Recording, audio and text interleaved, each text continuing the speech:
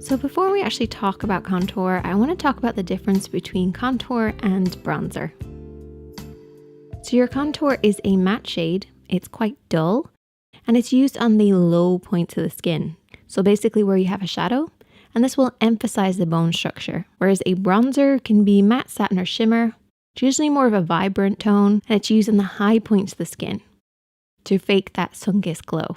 So when you're choosing a contour, you have to make sure that it works with your skin tone. If you have a warm skin tone, go for a neutral tone. If you have a cooler neutral skin tone, you can go for a cooler tone. And it should be at least one shade darker than your skin. It doesn't have to be too dark.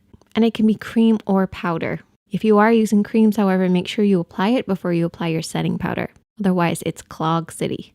So I'm going to take my brush, and this is actually a foundation brush, but it has a nice little angle to it. And this means I can really work in the contour. So I pick up a little bit of the contour just on the edge of that angle. And when you're applying contour, I tend to use my brow arch as a guide.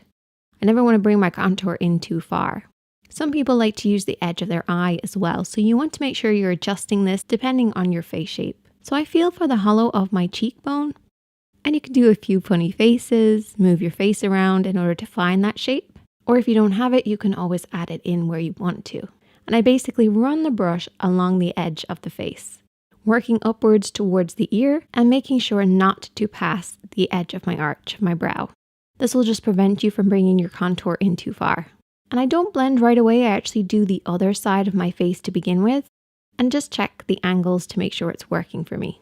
And then take whatever's left over on the brush and work around the hairline, making sure to use the edge of my arch as a guide as well. I don't want to bring my contour right across my forehead, I want to bring it up around my hairline. You also don't want to apply too much contour around the hairline because it can kind of look muddy, so only use whatever's left over on the brush. Once I feel like the angle's right, I will then blend in the contour that's on the cheeks. And I like to work in an upwards motion because we never want our contour to come down too far. If it comes down too far, it can kind of create a bearded effect. But using the edge of your arch or the edge of your eye as a guide will definitely help to make sure your contour is in the right position. But you may need to adjust it depending on your own face structure.